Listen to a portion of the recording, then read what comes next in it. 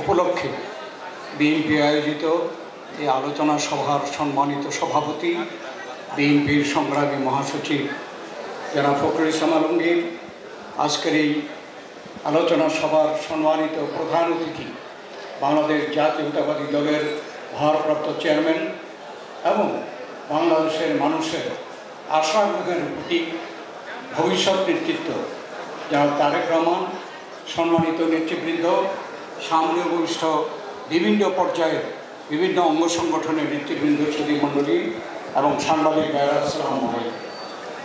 আসলে বক্তব্য অনেক হয়ে গেছে, আমাদের ভারপ্রাপ্ত চেয়ারম্যানের বক্তব্য শোনার জন্য অপেক্ষা করছে, তাই আমি দীর্ঘ বক্তব্য দেব না।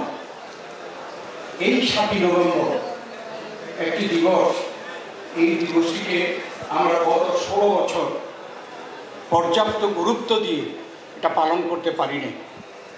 এই দিবসটি কিন্তু এই জাতির জন্য অত্যন্ত গুরুত্বপূর্ণ। এই দিবসটিকে মূল্যায়ন করতে হলে আপনাকে আমাদের মুক্তিযুদ্ধের কথা প্রথম মনে করতে হবে। সে সময়ও কিন্তু দেখা যায় যে শহীদ প্রেসিডেন্ট জিয়াউর রহমান, বীর মুক্তিযোদ্ধা, বীরত্ব, তিনি তখন মেজর ছিলেন, কোনো রাজনৈতিক নেতার কথায় নয়, নিজের গর্জে নিজের চিন্তায় তিনি মুক্তিযুদ্ধের পক্ষে স্বাধীনতার ঘোষণা দিয়েছিলেন। এটা কিন্তু 26শে মার্চ ছিল। এবং পরবর্তীকালে যারা এই সরকার, ওই সময়ের সরকার গঠন করেছিলেন, তারাও কিন্তু 26শে মার্চকে স্বাধীনতা দিবস হিসাবে তারা স্বীকৃতি দিয়েছিলেন। অতএব শহীদ জিয়াউর রহমানের স্বাধীনতা ঘোষণা এবং এই স্বাধীনতার যে চেতনা ছিল, অনেকেই বলেছেন আমাদের মুক্তিযুদ্ধের চেতনা বা স্বাধীনতার চেতনা, সেটা স্বাধীনতা, সার্বভৌমত্ব, গণতন্ত্র, অর্থনৈতিক মুক্তি, আমাদের উন্নয়ন, সব কিছু আছে, জাতিসত্তা। এই 7ই নভেম্বরে শহীদ প্রেসিডেন্ট জিয়াউর রহমান কিছু করেননি। তিনি 3রা নভেম্বর খালেদ মোশাররফ, একজন ব্রিগেডিয়ার জেনারেল, সে বঙ্গভবনে গিয়ে ক্ষমতা দখল করে নিজেকে নিজে চিফ আর্মি ঘোষণা করে এবং শহীদ প্রেসিডেন্ট জিয়াউর রহমান তখন উপ অধিনায়ক আর্মি, তাকে গ্রেপ্তার করে বাড়িতে গ্রেপ্তার রাখে। কিন্তু তখন এদেশের সিপাহী জনতা এটাকে গ্রহণ করতে পারেনি। কেন? তখন আমাদের নেতা, বিএনপির নেতা, ছাত্রদলের নেতা, যুবদলের নেতা বা অঙ্গ সংগঠনের নেতা জিয়াউর রহমান ছিল না। জিয়াউর রহমান ছিল একজন সৈনিক। তাকে এদেশের মানুষ কি পরিমাণ গ্রহণ করেছিল, সিপাহী জনতা বিপ্লব করে এই জিয়াউর রহমানকে পুনরায় ক্ষমতায় বসিয়েছিল। এবং জিয়াউর রহমান এই ক্ষমতায় এসে বাংলাদেশে যে অঘটন ঘটছিল, স্বাধীনতার সার্বভৌমত্ব হুমকির সম্মুখীন ছিল, গণতন্ত্র বাকশাল হয়ে গিয়েছিল একদম, এ সব কিছু কিন্তু জিয়াউর রহমান পরিবর্তন করেছে। শুধু ক্ষমতা এসেছে তা নয়, আমাদের জাতিসত্তার পরিচয় বাংলাদেশি জাতীয়তাবাদ, এটা এখন পর্যন্ত কিন্তু আওয়ামী লীগ বাঙালি জাতীয়বাদের কথা বললেও তারা পরিবর্তন করতে সাহস পায়নি। আমাদের জাতিসত্তা, আমাদের গণতন্ত্র, বাকশাল থেকে বহুদলীয় গণতন্ত্র তিনি প্রতিষ্ঠা করেছেন। এমনিভাবে বললে অনেক কথা বলা যায়, সময় নেই। অর্থনীতিতে, বাংলাদেশের অর্থনীতি আজকে যে সকল পিলারের উপরে দাঁড়িয়েছে, এখানে প্রফেসর মাহবুবুল্লাহ সাহেব একটু উল্লেখ করেছেন, আমাদের রেমিটেন্স আসছে, এটার সূচনা করেছেন শহীদ প্রেসিডেন্ট জিয়াউর রহমান।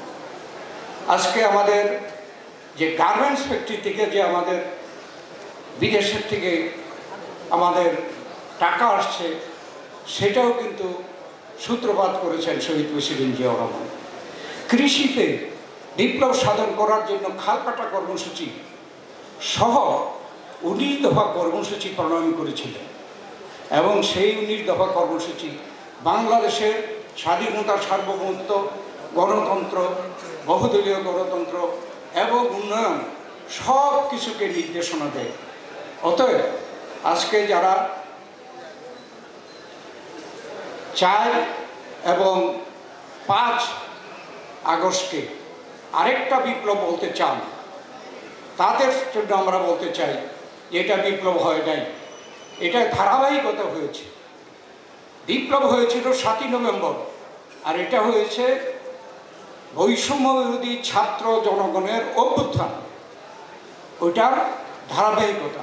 এবং বিএনপি এর জন্য সরাসরি জড়িত ছিল, তা না হলে আমাদের বিএনপি থেকে প্রায় 1500 নেতা কর্মী নিহত হলো কেন, আমাদের প্রায় 3500 কর্মী আহত হলো কেন, আমাদের স্থায়ী কমিটির সদস্য থেকে শুরু করে তৃণমূল পর্যন্ত হাজার হাজার নেতা কর্মী গ্রেপ্তার হয়েছিল কেন? নিশ্চয়ই আমরা এই আন্দোলনের সাথে সরাসরিভাবে জড়িত ছিলাম।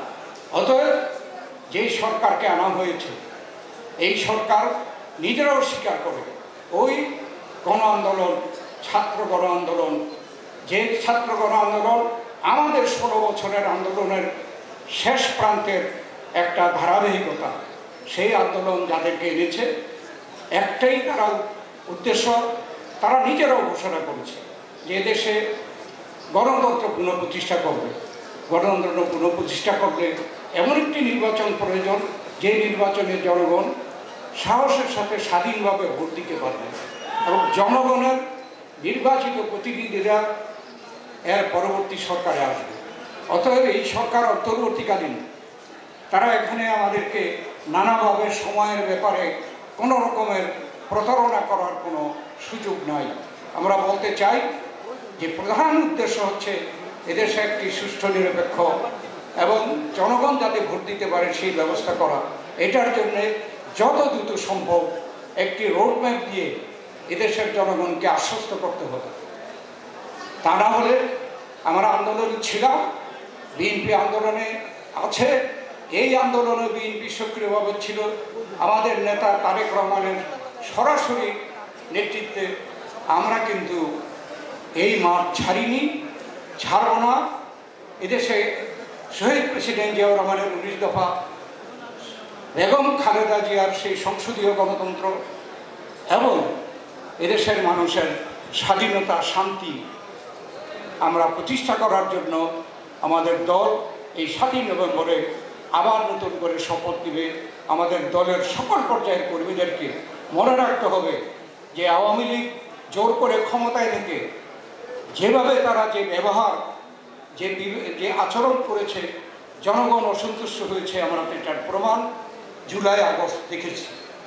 আমরা যেন এমন কোনো আচরণ না করি, জনগণ আগামী ইলেকশনে এমন কথা যেন না বলে যে আওয়ামী লীগ যা করেছে বিএনপির আবার শুরু করেছে, নির্বাচিত হলে বিএনপি কী জানি করবে, এই কথা যেন কেউ বলতে না পারে। আমাদেরকে সাবধান হতে হবে, হুঁশিয়ার হতে হবে। 7ই নভেম্বরকে শহীদ জিয়াউর রহমানকে আমাদের স্মরণে রাখতে হবে এবং আমাদের ভবিষ্যৎ নেতৃত্ব তারেক রহমান আমাদের দিবেন, সেই লক্ষ্যে আমাদেরকে দৃঢ়কল্প হতে হবে। ধন্যবাদ আপনাকে।